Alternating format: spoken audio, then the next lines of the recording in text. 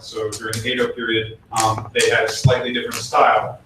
Namu Myoho Renge Kyo would be done in a single breath, and it's done to be meditative. Right? So take a deep breath.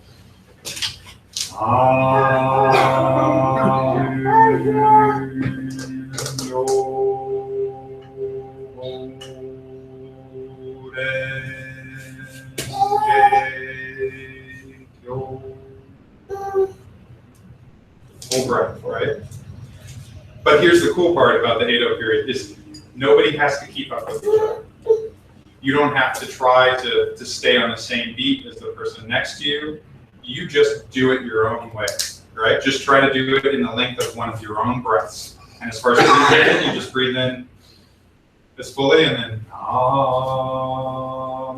So it may be like this. So I want you to start on Namu when I say Mu. So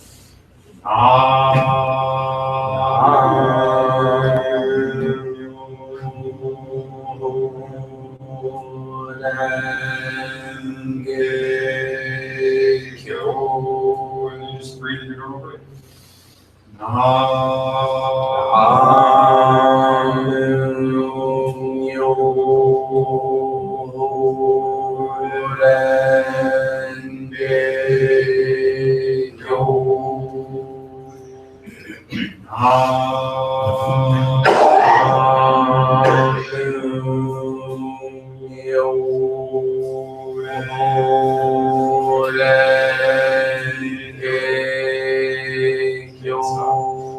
So it doesn't require that we all are on the same pace, that we're all breathing at the same rate. You just concentrate on following your breath as a meditative aspect. It'll all, what's interesting, the way the sensei explained it to me, is it all ends up harmonizing in the end. And it ends up having a beautiful quilt-like quality of sound and experience where each person is able to focus on their breath and chanting and connecting to Namu Myoho Renge Kyo. And then we'll naturally, believe it or not, we'll all start to harmonize and connect. And we may end up on the same beat or we may not, and that's okay. So today, so that we can experience that, we're not going to do drumming, all right? And I'm not going to use the moksha, just so we can really, really experience that kind of interesting harmonization where everybody can be an individual, but yet still harmonize together. So today is Matsu Bagayatsu, and our president, Nathan Schoaf, and I are going to give you kind of a brief history of Matsu Bagayatsu and why it's significant and relevant in our tradition. To set the stage, on April 28th of this year, we celebrated Risho Kaishyue, which is depicted on this particular scroll, donated by Kyle Meeker. Thank you, Kyle, very much, which depicts when Nichiren Shonin first chanted for the first time Namu Myoho Renge Kyo, the Odaimoku, the great title of the Lotus Sutra, as his affirmation of the Buddha's teachings in the Lotus Sutra. And he did it on Mount Kiyosume, on a cliff facing the rising sun. And then, almost 4 months to the day, on August the 27th, he experiences his first real persecution, which is Matsu Bagayatsu, which is going to be explained by our president. So, between the time when he first chanted the Odaimoku in April and the Matsu Bagayatsu persecution, a lot happened. Nichiren Shonin wrote and submitted to the retired daimyo, Risho on Kokudon, which was his treatise on essentially the interpretation of the proper form of government. Yeah. Yes. Or the translation of the name. Translation of the name. Which was essentially an exhortation to the acting government of Japan, based in Kamakura at that time period, to take refuge in the Buddha, take refuge in the Odaimoku, and to kind of return to true Buddhist practice, because of the fact that at that point in time, Nichiren saw that a lot of the calamities facing Japan, natural disasters, what he prognosticated as being an attack from foreign governments, were attributed to the growing faithlessness of the ruling class in Japan. So to set the stage, the Kamakura period is a very tumultuous period in Japanese history. All the social norms are being broken. there's a lot of internecine warfare. So a lot of warfare between the different states and provinces and such, and there's different people kind of vying for control. You have the daimyo, the head of the military, Bakufu, the military government, who's kind of about 100 years before wrested control from the emperor's people. And so they've decided to move the entire capital all the way across to the other side of the country and start a whole new capital there. And they are trying to gain legitimacy. They're trying to nurture traditional forms of religion or new forms of religion to kind of legitimize themselves. So whereas during with the imperial court, you have Tendai Buddhism and all of these older forms of Buddhism. Well, Kamakura is like, oh, we need some of that Buddhist stuff, right, to be legitimate. So we're gonna, what's the new thing? And so at this point, you have Jodo and Zen became the new budding popular forms of Buddhism, and they're like, great, we're gonna attach onto those. We're gonna promulgate those instead of the original teachings of the Tendai and the Lotus teaching, because we want to get more people moving here. We want to get more people following what we are, and we want people to feel that we're legitimate. So this is the kind of the framework that Nichiren comes into. There's a lot of war, there's a lot of famine, there's a lot of people desperate. And then there's people who are starting to cling to the newer religions, which are basically preaching, you'll get all the goodies when you die. Yeah, we know that this world sucks, but that's just the way it is. When you die, you'll go to heaven. You'll become a Buddha in your next life. And Nichiren felt like this viewpoint of getting people to look to the next world instead of looking to this world and what they can do to fix this world here now and to fix their own behavior now was the problem. Is that they weren't looking at now. And then alternately, as far as doctrine goes, that they were venerating Buddhas that were not Shakyamuni Buddha, i.e., how could we venerate a Buddha that wasn't a human being? Because it has to be a human being. If it was a god or a deity or anything like that, we couldn't do it, right? And then there was really only, as far as we knew, one human being who preached this way, Shakyamuni Buddha. So why are we venerating Buddhas in other lands, which according to the Lotus Sutra are just emanations of the original Buddha anyways?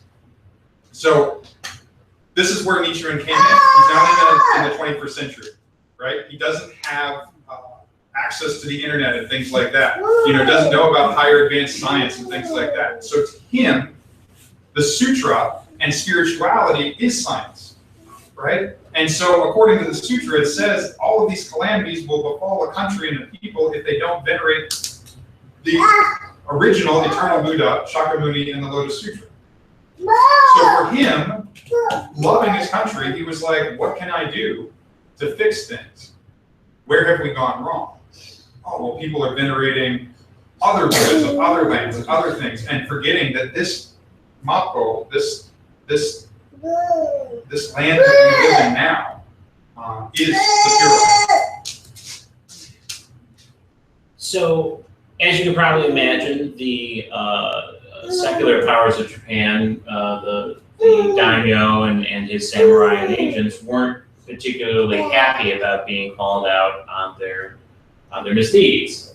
And so on August 26th, August 27th, a group of samurai, now again, remembering that Kamakura is at that time the capital of Japan, a group of samurai along with some monks from the Jodo. One of the sects that Nichiren was preaching against. And this is Matsubagayatsu, which is a slum, right? Literally like the hood of Kamakura.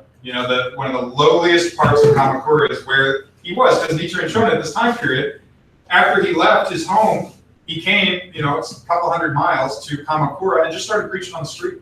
Just started talking to average, everyday people on the street. And lived in a hovel, in a hut, in the slums, on the edge of the city. Absolutely. So a group of samurai, along with monks of the Jodo sect, as well as some local townspeople who were also kind of riled up because of this, decided to go and get Nichiren and get rid of him.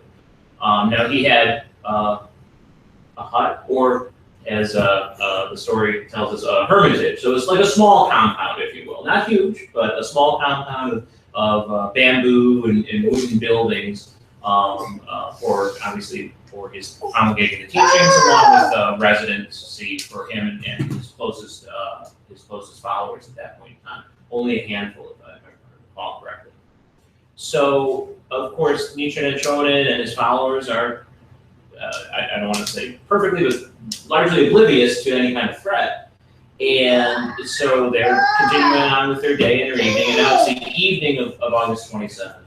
And the samurai and the mob, if you will, imagine kind of guys with pitchforks, but also with firebrands, they went up to the hermitage. There was a small bamboo gate. They set it on fire, and the smoke started billowing. And the monks in the front of the hermitage realized, okay, we're under threat. We're starting to get attacked by these people who are opposed to our teacher Nichiren. So the monk rushed to Nichiren's quarters, kind of rousted him from bed, and said, "Look, we're under threat. You got to get out of here." Well, the issue was Matsuba Daiatsu and Nichiren's hermitage was obviously the front gate was on fire, so he couldn't go out the front. Not only was it on fire, but there were men there prepared to literally kill him if he showed his face. So the front is on fire. More buildings, or I should say, really the front of the buildings began to burn as well. So he was really in pickle. As well, the Matsuba Daiatsu hermitage was, because it was the outskirts of Kamakura, it was essentially near or on a cliffside. So it's not like he could just kind of run into the forest and keep running for a few hours and he'd be safe. He was really stuck. And the story and the legend tells us that at that point in time, of course, he escaped through a back window of the building. And at that point in time, he spied through kind of the smoky darkness of the evening, a Japanese white snow monkey.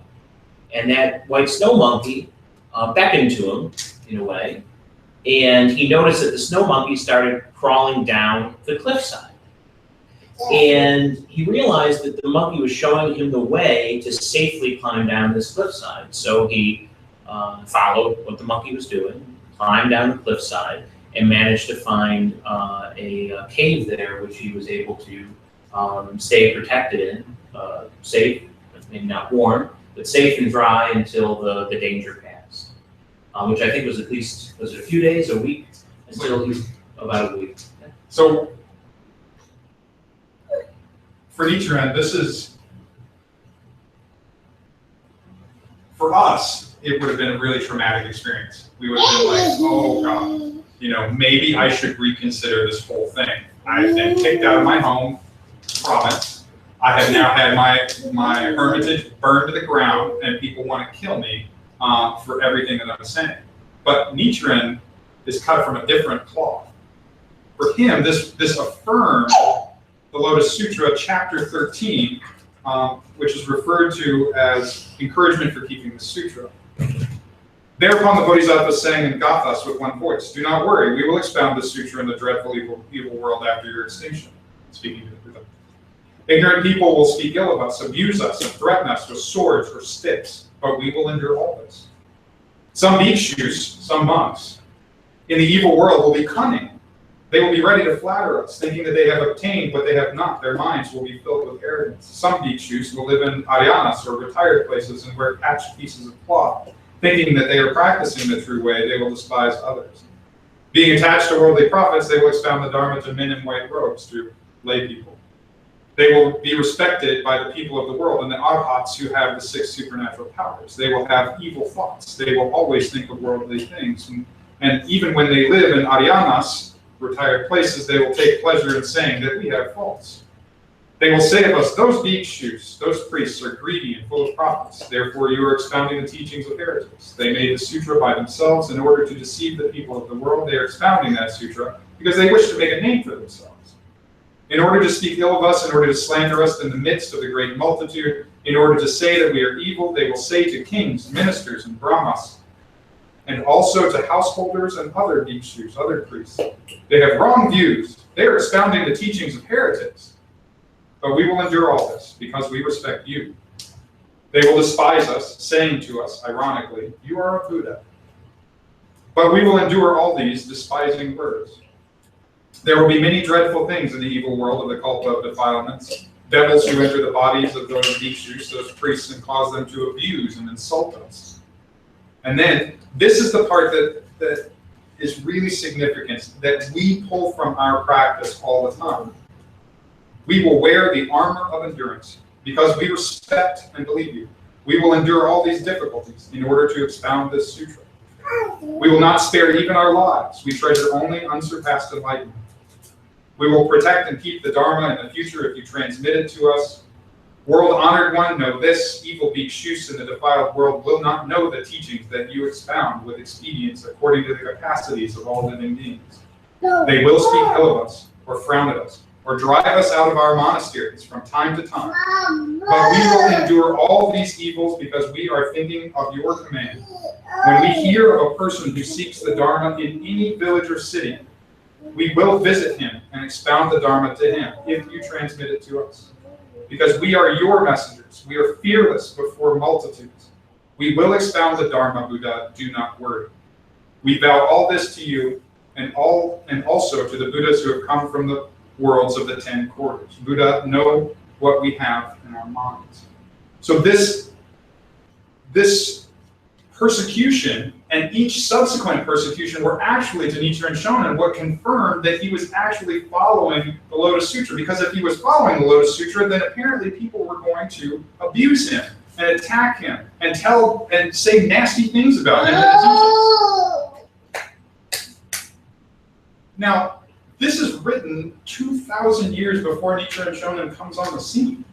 So 2,000 years before, when this was preached, it was pointed out that this was going to be a controversial teaching. And again, what is the most controversial aspect of this teaching? It's the aspect that says everybody's freaking equal. Nobody's excluded. It's accessible to everyone, and all you need to do is have faith in the teaching, which is the manifestation of the human being that gave us the path, who was the touchstone to the eternal Buddha nature that's in all beings. And what's interesting is that when we go to chapter 11, which we, beholding the stupa of treasures, which we all the time make reference to, it says, it is not difficult to expound all the other sutras. As many as there are sands in the river Ganges, it is not difficult to grasp Mount Sumeru and hurl it to a distance of countless Buddha worlds. It is not difficult to move a world composed of 1,000 million Sumeru worlds with the tip of a toe and hurl it to another world. It is not difficult to stand in the highest heaven and expound innumerable sutras to all living beings. It is to expound this sutra in the evil world after my extinction. It is not difficult to grasp the sky and wander about with it from place to place. It is difficult to copy this sutra or cause others to copy it after my extinction. It is not difficult to put the great earth on the nail of a toe and go up to the heaven of Brahma. It is difficult to read this sutra even for a while in the evil world after my extinction. It is not difficult to shoulder a load of hay and stay unburned in the fire at the end of the cult of destruction. It is difficult to keep this sutra and expound it to even one person after my extinction. It is not difficult to keep the store of 84,000 teachings expounded in the sutras composed of the 12 elements and expound it to people and cause the hearers to obtain the 6 supernatural powers. It is difficult to hear and receive this sutra and ask the meanings of it after my extinction. It is not difficult to expound the Dharma to many thousands of billions of living beings, as many as there are sands in the river Ganges, so that they may be able to obtain the benefits, arhatship, and the 6 supernatural powers. It is difficult to keep this sutra after my extinction. Since I attained the enlightenment of the Buddha, I have expounded many sutras in innumerable worlds. This sutra is the most excellent. To keep this sutra is to keep me. Good men, who will receive and keep the sutra and read and recite it after my extinction, make a vow before me to do all this. It is difficult to keep this sutra. I shall be glad to see anyone keeping it even for a moment. So will all the other Buddhas. He will be praised by all the Buddhas. He will be a man of valor, a man of endeavor. He should be considered to have already observed the precepts and practiced the dukkha. He will quickly attain the unsurpassed enlightenment of the Buddha. Anyone who reads and recites this sutra in the future is a true son of mine. He shall be considered to live on the stage of purity and good. Anyone after my extinction who understands the meanings of the sutra will be the eye of the worlds of gods and men. Anyone who expounds this sutra, even for a moment in this dreadful world, should be honored with offerings by all gods and men. So in the end, in the midst of all of these persecutions and suffering, this was the primary focus of Nichiren Shonin, was that I have to be willing to endure all of this in order to pass this on to other beings, not for my own sake, not for me to gain any wealth or any fame, but just to help other beings, to save suffering, because this is what the Buddha says it's about. And I'm willing to go through all of that in order to pass it on. Because in the end, we are all bodhisattvas. It wasn't when the Buddha attained an understanding of the nature of the universe that he became the Buddha. It was when he got up and told somebody about it. And not only about it, but how to do it. That's what changed things. That's where the dichotomy changed. And that's what the Lotus Sutra is saying, is that we are the surrogate of the Buddha. That we have to get up from underneath the tree, even though we're all still in the midst of sitting underneath the tree and bettering ourselves with diligence, with practice, right? With meditation, with chanting. We're still working. We're not there. We're not at the pinnacle, nor will we ever be. But we're going to get up and we're going to turn the wheel of the Dharma. The darkness, right? Turn it. So, how do we do that? In chapter 10, it gives us the solution. So, move, right? So, when asked, what is the nature of the Dharma? A very famous Chinese patriarch said, "Moo!" Emptiness. So even a child understands the Dharma in her way. So how do we do this? How do we pass this on? How do we spread the Dharma? It tells us right here, if you wish to expound the sutra, enter the room of the Tathagata, wear the robe of the Tathagata, sit on the seat of the Tathagata, and after doing these three things, expound it to people without fear. To enter the room of the Tathagata means to have great compassion. All right? Have compassion for all beings. Have compassion for a little girl who right now is in a hot room with a bunch of adults. Right? To wear his robe means to be gentle and patient with all beings, including the little girl who's a little bored right now in a very adult environment. Expound the Dharma. And then to sit on his seat means to see the voidness of all things. Everything is changing, right? Everything is changing. Even in this situation with the little girl playing over here, I can see all of us. We're all like, oh, she's being a little loud. You guys are probably thinking, oh, she's not hearing with what he's saying. But I'm patient because I understand she's a little girl. She's going to get interested in something else in a minute, right? And that's going to be okay. And we as Buddhists don't have to try to make her fit in some special box of an adult right now. She's a child. So she gets to act as our mirror. As a Buddhist, I don't look at her as a hindrance, as a difficulty to get over in order to preach the sermon. I look at her as a mirror to show me my practice. Yeah, you say you're patient. Are you really? Expound the Dharma only after you do these three things. If anyone speaks ill of you or threatens you with swords, sticks, tile pieces, or stones while you are expounding the sutra, think of me and be patient. Right? Just be patient. Because in the end, the core of our practice is putting our hands in Gasho and saying, I shall never despise you. because one day you shall be Buddha. And we say that by saying Namu Myoho Renge Kyo. I revere you. I revere the Buddha in you. I revere the Buddha potential, per se.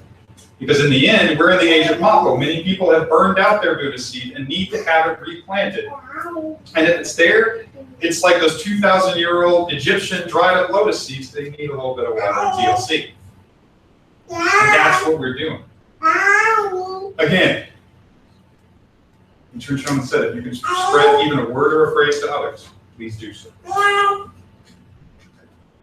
So today, when we're practicing, let's think about that. The fact that our founder was willing to put his life on the line every single day in order to give this practice to others because of the vow that he felt that he made as a bodhisattva, that we who show up here have made as bodhisattvas, to spread the teaching of the Lotus Sutra to other beings. It doesn't have, again, it doesn't have to be an overt thing where I come to the door, I knock, I hi, if someone like you to meet the Buddha. But the purpose of the Bodhisattva path is that we live a normal everyday life with the idea that every single thing we do is to be of benefit to the Dharma. If I go to a party, and even if I'm drinking alcohol, somehow I want to be of benefit to the Dharma. I'm going to water that person's Buddha seed somehow. May not be a hi, here's some Buddhism for you, but I'm going to nurture their seed. It doesn't matter whether it's my master or my student. I want to water their seed, and hopefully they're thinking about watering my seed, because it's a two-way street. That's the Bodhisattva path. That's a two-way street. So today we're going to do our Shodaigo practice, because that's all Nichiren Shonin had to lean on at this point. 4 months, almost to the day, from when he chanted Namu Myoho Renge Kyo. They got him driven out of his home province and now driven out of his hut, basically his hermitage. And that's all he had, was these passages that I just read from the Lotus Sutra to you, and Namu Myoho Renge Kyo. That's all he had to cope with his situation. So if that's all he needed to cope with his situation, this is all we need to cope with our situation. You know, no one burned down our house today. We might have burned down a lot of bridges today, but those can always be rebuilt with compassion and mindfulness. Right? So let's practice today, and just enjoy the kind of purity of being together and being your own unique you, with your own unique voice and your own unique rhythm that doesn't necessarily have to harmonize, but may end up harmonizing regardless with everybody else around you, whether you know it or not, because we didn't come into this world alone. Or if we did, we didn't succeed in it.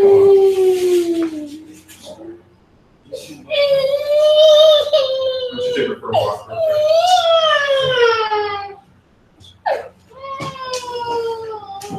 Sorry, everyone. That's okay. Babies bump heads. That happens.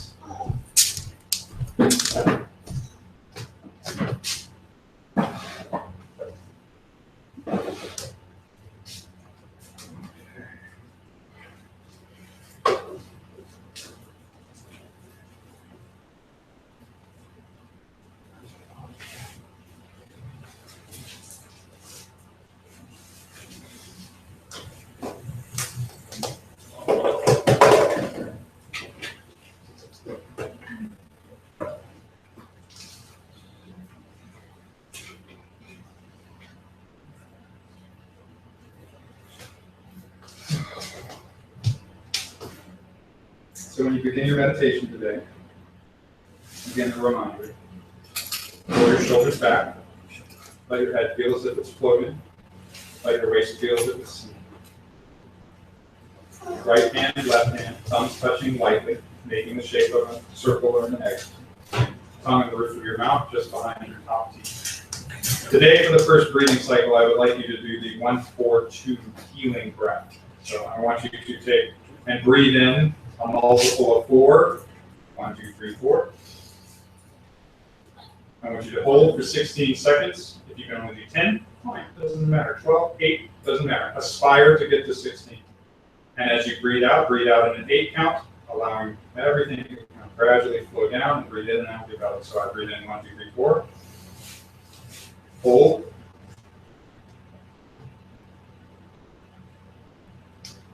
Breathe out.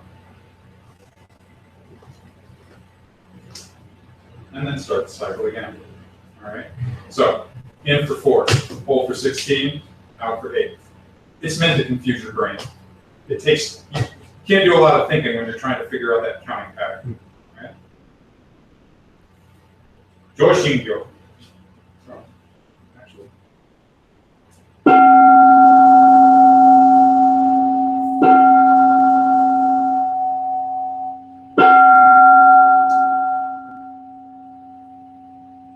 Right.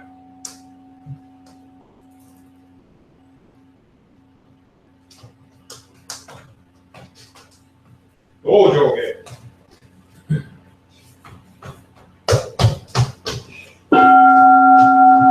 Know this place where the stupa is erected is the place of enlightenment.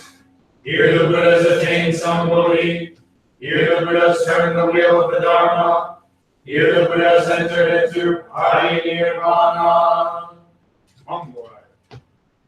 Honor be to our eternal master of the Dharma, Shakyamuni Buddha. Honor be to the great wisdom, the eternal Dharma that equally benefits all, the one vehicle of Myoho Renge Kyo.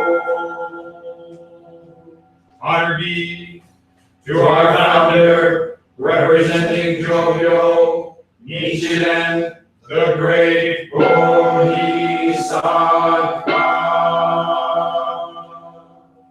Please place your hands on the Yogi. Joshingyo, purification of the mind, heart, and body.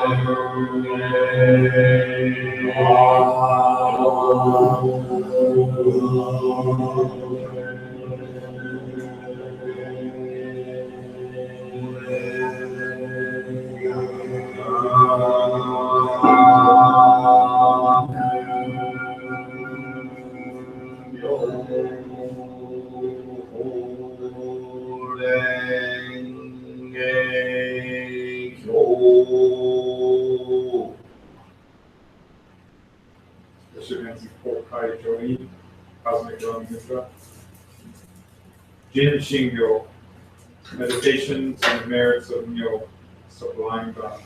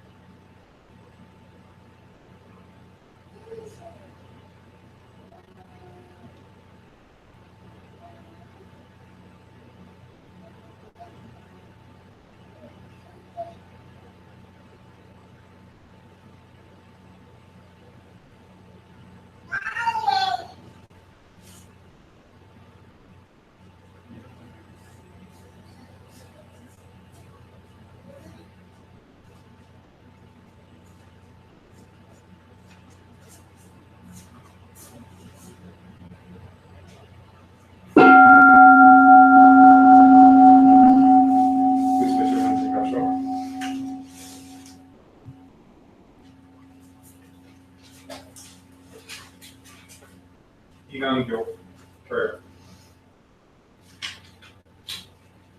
With reverence, we offer up the merits we have accumulated through the chanting of the Odaimoku, so that in doing so, we may receive the greatest of compassion through the transcendental powers of the original Buddha. For all people, we uphold this universal Dharma teaching of equality that benefits all. We deeply vow to diligently strive for the improvement of both our societies and ourselves, as well as to diligently strive for the achievement of the world peace. We pray that all people throughout the four corners of the world may return their lives to the eternal Buddha's pure land through the wonderful Dharma of Myo Renge Kyo. Namu Myo Renge Kyo. We pray that each and every family member, as well as our benefactors and our friends, all live in accordance with the true Dharma. We pray they all enjoy good health in both body and mind. May they increase their understanding of the Buddha's wisdom, expiate their past transgressions, do good deeds, and lead a virtuous life. May they learn to respect each other. We pray that they embrace the correct practice of Buddhism, perform virtuous works, assiduously improve themselves, and achieve family happiness. May they all obtain the eternal peace and happiness. We pray that all beings, as well as myself, will awaken to the true nature of reality, which is the Buddha nature, and that we all will attain the enlightenment of the Buddha. We pray for those in sickness and distress. We pray for Issa Simmons, Carmen Laverne, Damian Reddick, Wendy Prevost, Jason Wellman, Jesse Schaefer, Lotus Meshi, David Mills, Gail Ball, Dave Watson, Beth Watson, Gabe Benitez, Victoria, and Jesse Travis Burnham. Namu Myo Renge Kyo. We pray for all the deceased, for the spirits of our ancestors, for all those who have formed a relationship with the Buddha, and for all those who have not. May you all follow the benevolent life of the Tathagata. May you cross the ocean of suffering, reach the river shore, and attain Buddhahood. In memoriam, we remember Maria Valentin, Jean Knopp, Julia Petrakowski, Cheryl Sissy Jones, Stella, Maggie Herman, as well as Minch, Terry Paquin, Kazuko Jordan, Jack Parker, Joseph and Elaine Winter, and Bill Mears Sensei. May the merits we have accumulated through this deep offering of prayer be distributed equally amongst all living beings. May we all attain the enlightenment of the Buddha. May all the Dharma realms equally benefit all. Namu Myo Renge Kyo. Seigangyo. Sentient beings are innumerable. I vow to save them all. Our defilements are inexhaustible. I vow to quench them all. The Buddha's teachings are immeasurable. I vow to know them all. The way of the Buddha is unexcelled. I vow to attain the path sublime. With this body. Until I attain Buddhahood, I will uphold my faith in the Lotus Sutra. Namu Myo Renge Kyo. Namu Myo Renge Kyo. Namu Myo Renge Kyo. Right.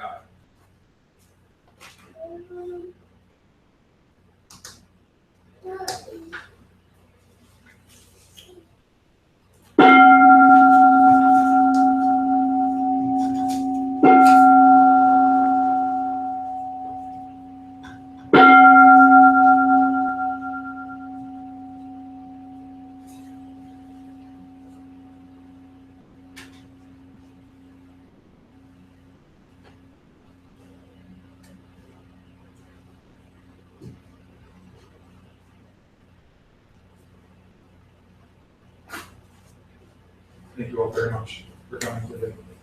Wonderful chanting. Would anyone share any experience that they had with that style of chanting, good or bad? What did you think? Extremely peaceful. Was it? Yeah. Okay. Was it? Very peaceful. Very peaceful. Oh, sorry, go on, continue. No, I was just gonna say, there was only one case where somebody's ran overpowered my meal and I got way off track. But it only happened once, so.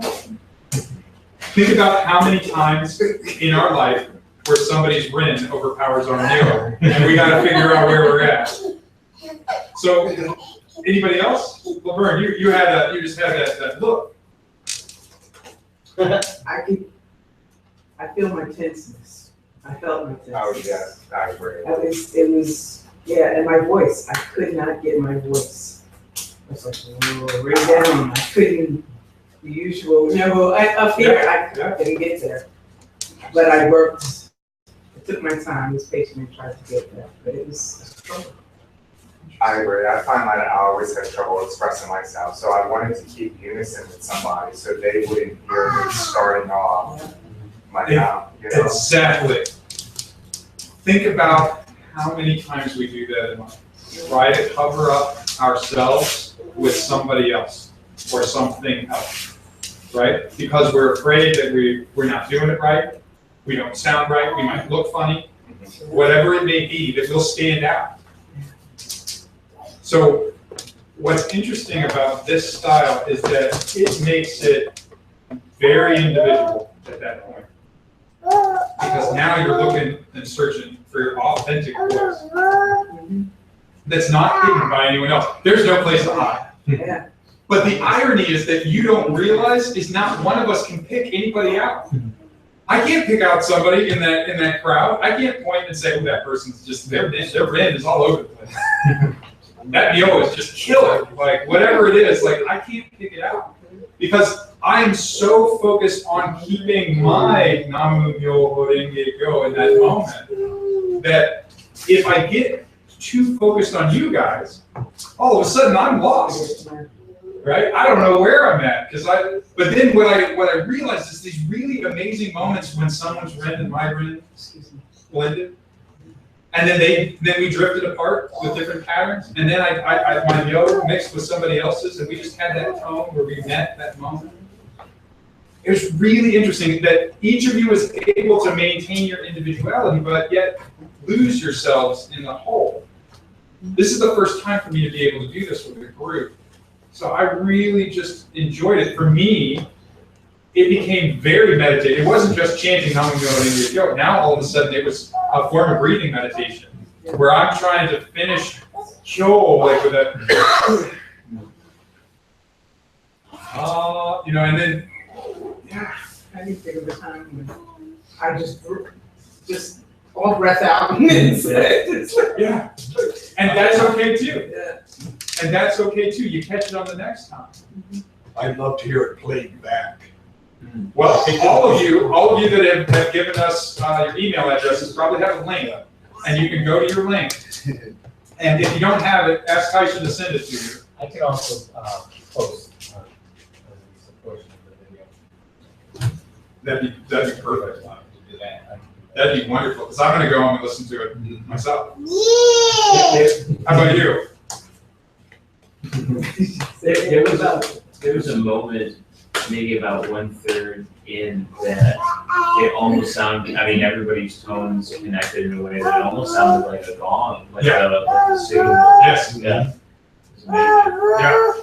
That's, isn't it though? I mean, I was really just like, wow, what an amazing experience. You know, I had goosebumps, and it was nice, us each, because it was so based on your own individual breath. Everybody, I have a longer breath than other people. Some people have a longer breath than me or a shorter breath than me. And it was interesting not having to make people conform to a standard. That you created your own standard and that we harmonized mindfully together. So that was pretty wonderful. Okay. Thank you all at home for tuning in. Kyle, thank you very much. Have a great day. So